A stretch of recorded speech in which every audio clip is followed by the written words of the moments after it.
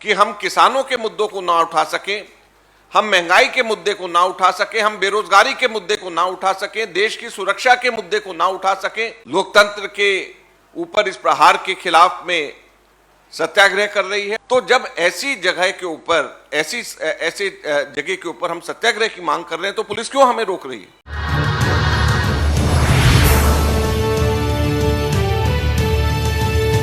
आप सब लोगों का बहुत बहुत स्वागत है।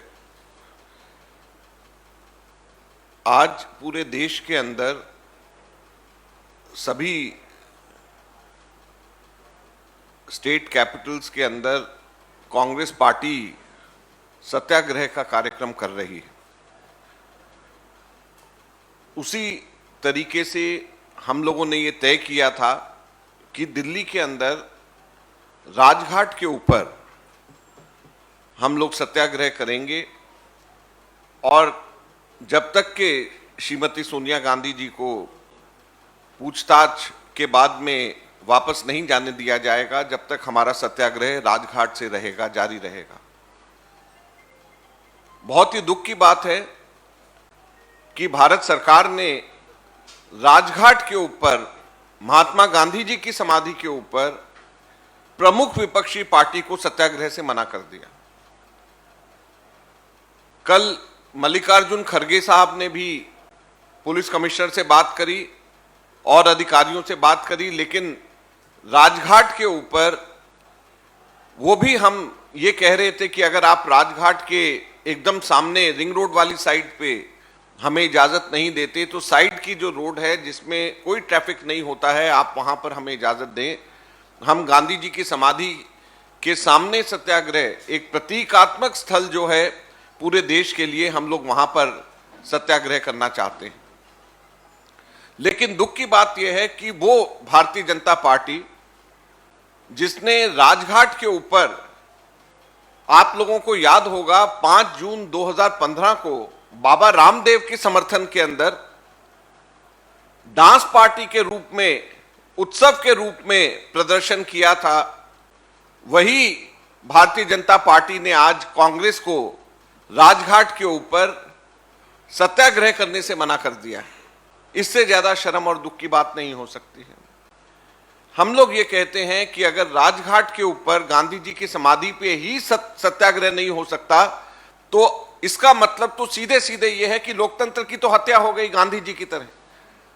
अगर गांधी जी की समाधि पर भी प्रमुख विपक्षी पार्टी, सारे मेंबर्स ऑफ पार्लियामेंट विपक्षी पार्टी के एक दिन के सत्याग्रह के ऊपर भी नहीं बैठ सकते हैं तो फिर लोकतंत्र कहां पे जिंदा रहेगा? तो आज हम लोग, आज आप लोगों के माध्यम से देश की जनता को यह कहना चाहते हैं, भारतीय जनता पार्टी की सरकार को समझाना चाहते हैं कि लोकतंत्र के दोनों पहिए होते हैं, एक रूलिंग पार्टी और एक विपक्ष।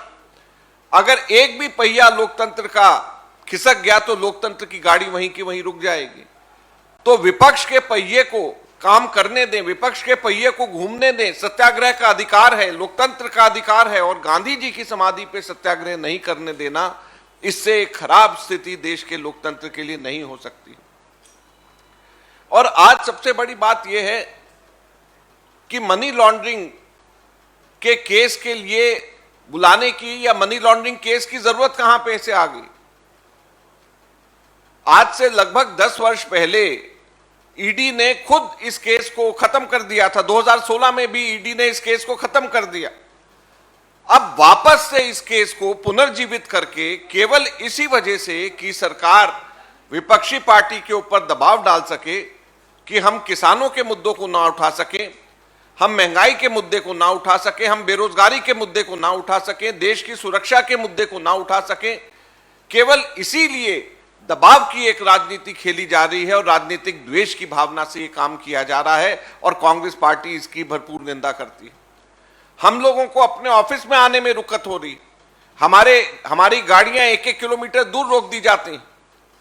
तो जब विपक्ष की हेड ऑफिस के ऊपर लोगों को आना जाना रोका जाएगा, विपक्ष की पार्टियों से की सत्याग्रह करने की कि जो हम लोगों का एक मूलभूत अधिकार है उसको हमारे से छीना जाएगा, तो लोकतंत्र कहां पे जिंदा रहेगा? आज कांग्रेस पार्टी ने, जैसे मैंने शुरू में कहा, पूरे देश भर में लोकतंत्र के ऊपर इस प्रहार के खिलाफ में सत्याग्रह कर रही है और पूरे देश भर के अंदर कांग्रेस के लीडर्स और कार्यकर्ता अपने अपने राज्य के हेडक्वार्टर्स में वहां पर प्रदर्शन कर रहे हैं, सत्याग्रह कर रहे हैं और हम लोग आज यहां पर उनके साथ में हैं। पार्लियामेंट के अंदर भी हमारे मेंबर्स ऑफ पार्लियामेंट इसके खिलाफ में आवाज उठाएंगे, वहां पर भी हम लोगों की चर्चा हो रही है पार्लियामेंट्री पार्टी में आगे की रणनीति के लिए। और कांग्रेस के कार्यकर्ता देश भर में राजनीतिक द्वेष की भावना से जो ये कार्रवाई करी जा रही है, इसके खिलाफ में हम लोग पूरे देश भर में हम सत्याग्रह कर रहे हैं। धन्यवाद। आपके कोई सवाल हैं तो इस मामले में?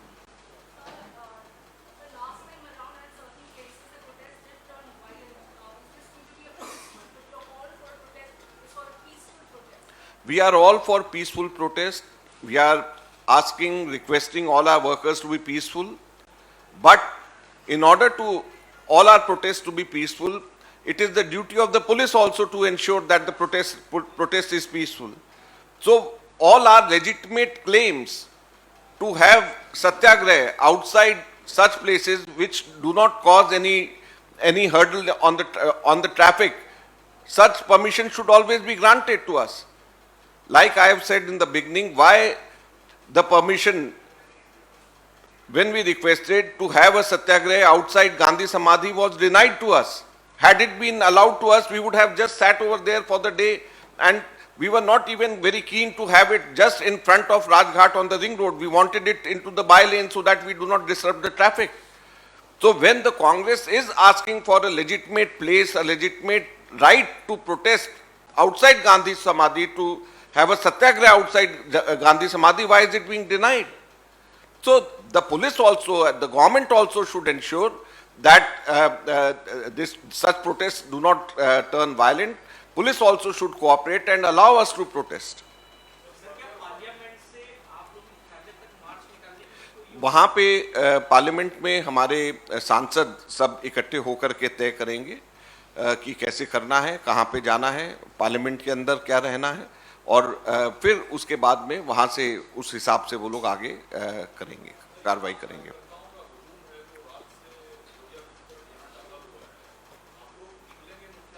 देखेंगे हम लोग क्या पार्लियामेंट के जो हमारे मेंबर्स ऑफ पार्लियामेंट हैं वो लोग, जैसे मैंने कहा कि ये हुजूम इसलिए यहाँ पर है क्योंकि हम सब के सब लोग राजघाट के ऊपर हम सत्याग्रह करना चाहते थे, जहां पर हमेशा सत्याग्रह करने की इजाजत दी जाती रही।